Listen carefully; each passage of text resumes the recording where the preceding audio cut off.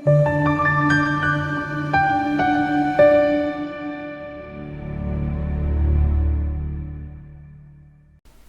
ubizo lwami nje elifisa ukuchaza ngalo ngichaze nje ngichaze impilo yami kafishane. Impilo yami umuntu mina okhulele endaweni yokuthandaza, endaweni yokukhuleka, indaba yokuthandaza into endala kakhulu kimi. Mhlawumbe nabantu nje abathola sebebazi uKhokhovula bengamazi ukuthi usuka uKhokhovula ngokomlando. Ngiyafisa namhlanje ukuthi baphenduleke bachazeleke ukuthi uKhokhovula longaba nobizo kusukela kancane. Isiphiwo nobizo likaKhokhovula lokucace semncane lokhu kufakazelwa umama wakhe obabaza izimpawu ezazibonakala nezasikhombisa ukuthi-ke wehlukile kunabanye abantwana. Kazi uKhokhovula lo enimbonayo ngithanda ukuthi nami ukuphawula ngayo njengomzali, umzali wakhe, umzali umama wakhe.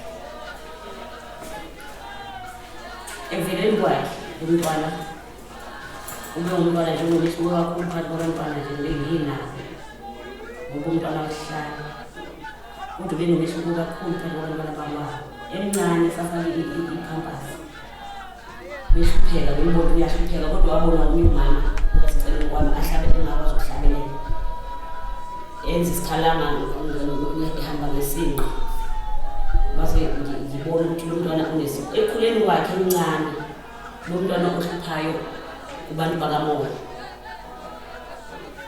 Ebuncaneni bakhe ubehamba nabantu bakamoya waze kwafika ithuba lokuthi uyakhulakhula ngembona uyala ku-10 years umntwana ekhula umuntu unesipho. Nami njengomuntu okhulele ekhaya bekade singenaso isimo sokwazi ngemimoya wahlupha waze kwacaca nakubaphathi ukuthi umntwana akasuye umntwana wethu, umntwana kaNkulunkulu. Khona isibusiso azalwa enaso waphuma esifubethe esibelethweni sikamama wakhe. Suze ngokuhamba kwesikhathi umntwana ufika esikole imhluphanele noma sesikoleni ebuya noma philele endleleni imphethe ngendlela engaya ukuthi ungayichaza ngikuthini. uKhokhovula uqeqelena umthandazi nomholi webandla elikhulu eMsima okhuleke echitha isikhathi esiningi nabantu bakamoya ngenxa yesiphiwo nobizo olumbethe. Ugcine-ke ngena endimeni yokucula kwamaskandi ngenxa yogqozi, uthando nethalente. Kanti-ke kubantu-ke ukugijima nabo kubalwa-ke abaculi abadumile bakamaskandi abafana nenkosi yamagcokane. Kwafika isikhathi sokuthi cha nami-ke sengicalazwa okwami kade kusenhliziyweni yami okuyisifiso sami. Cha mina ngangifisa ukuba umculi. Abaningi-ke bayangazi uKhokhovula ngisemkhakheni wokucula ngiwumaskandi bayangazi abantu kakhulu ngangena nje futhi kwacaca ukuthi ngifikile.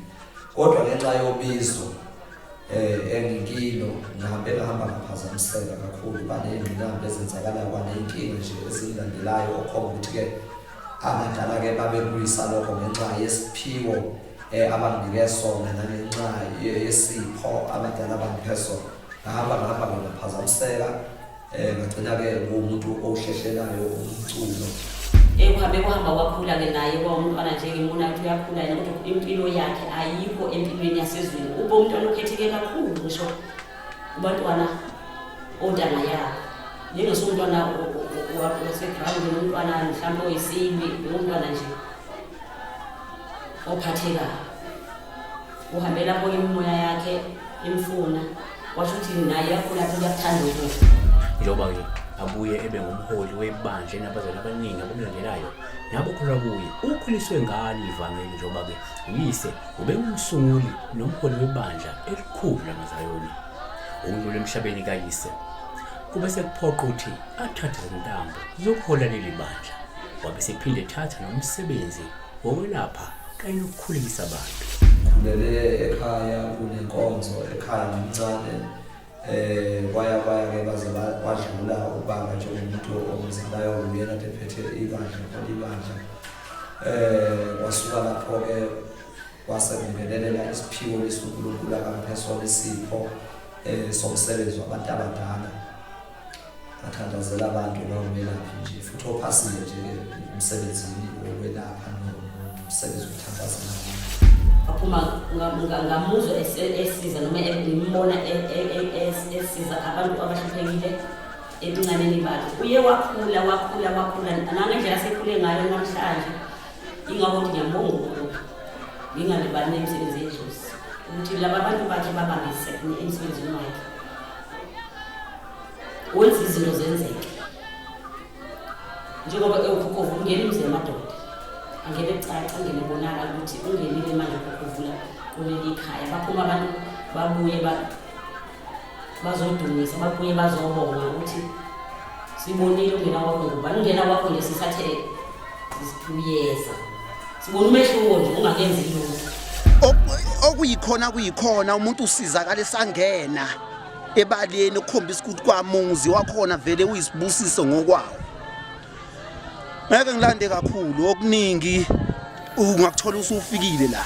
Khuluma ngami ke nami ukuthi ngitheme ngifika la into zami zingalungi, into zami zingacace, kodwa ngithe ngifika phakathi kweleli khaya la kaNgubane ngiyibuyisela phakathi kwale nkonzo naphansi kwesithunywa sasila ekhaya ebuhleni safika into zami zakhanya, zafika into zami zalunga ngaphandle kokuthi umkhulu mhlambe kube khona okunye akanginika khona. Kodwa ungena kwami le ekhaya, ungena nje kwami ngifike ngathola isibusiso, into ezindibophekile zafike zaqaqeka.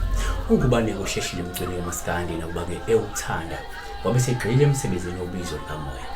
Ngokusho kwakhe akazilawuli, ulawula ke imimoya membethe futhi esukifuna sebenze noma eqhubha umsebenzi wokusiza nokuphulukisa ukuphilisa isizwe.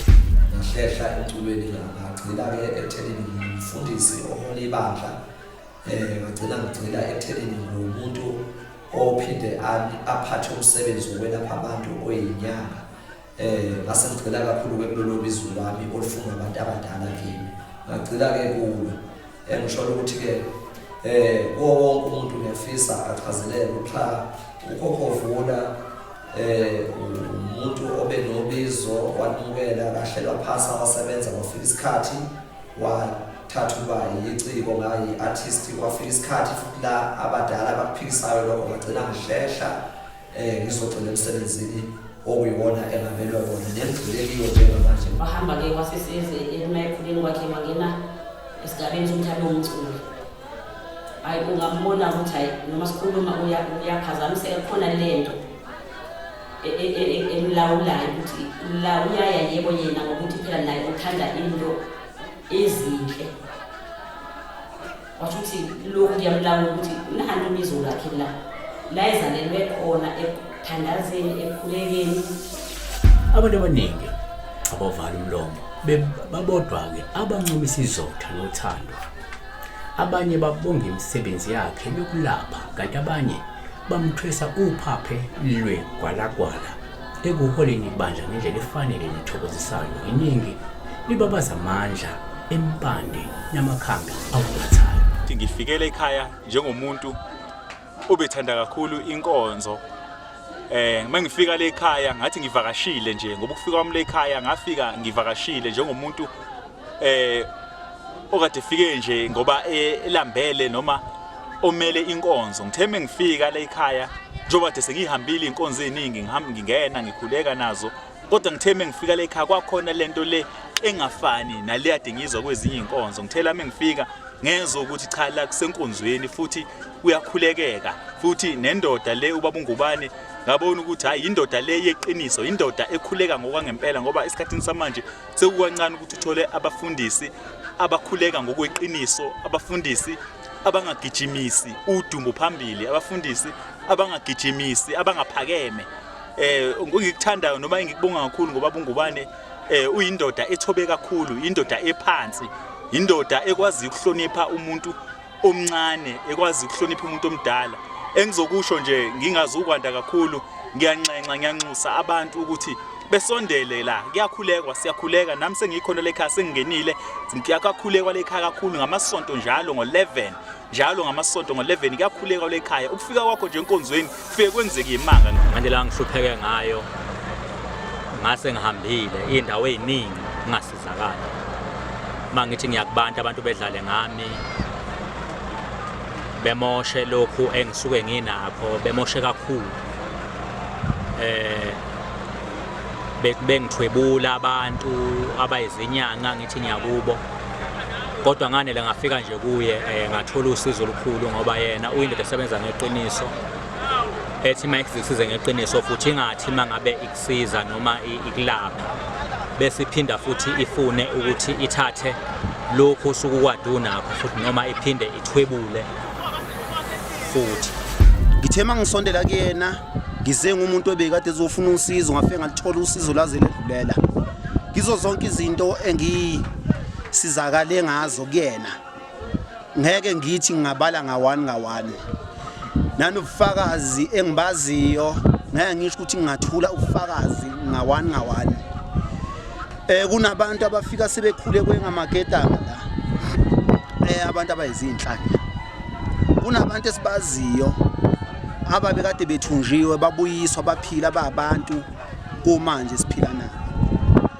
Namhlanje nami ngila ngikhona kungenxa yayo le ndoda ngoba empilweni yami ngekathi bengikade ngakasondela eduze kwayo. Ayi impilo yami bikadithani kuba nzima ngithema ngisondela eduze kwayo. Ayi izinto yazenza kwalula kakhulu. Ungubani usemkantshubovu endimeni ezikwelapha? Njengoba ke ngingasekho endimeni yomculo kaMaskandi ingoba ebanjwe umsebenzi omkhulu wokusiza ukulapha nokukhulisa abantu nokukhulisa ibandla likaNkulunkulu ukuze ligcwale umhlaba wonke. Ngisho ukuthi ke nabangasamboni ukuthi hayi kodwa lo muntu sasigcine eseyi-artist abasamboni. Cha, abangabi nakho ukudideka. Ngigxile kakhulu obizweni engipho uNkulunkulu. Ilokho nje ukuthi ke nami angiphinde ngicacise kahle ngichaze kahle. Ngiyabonga kakhulu. Uhamba kwemukela. Wawuthatha umsebenzi wabantu abadala, umsebenzi wedlozi. Wawuthatha umsebenzi wesithunywa, ungumthandazi, ungumelaphi wendabuko. Ngendlela ke engikuba ngayo namhlanje ngigcwele amandla okumbonga uNkulunkulu ukuthi esimene eyayikhula noma ngimdeka noma emthatha umsebenzi encane wayinothenesi uvela ngokusobala ukuthi unesiphiwo. Siweni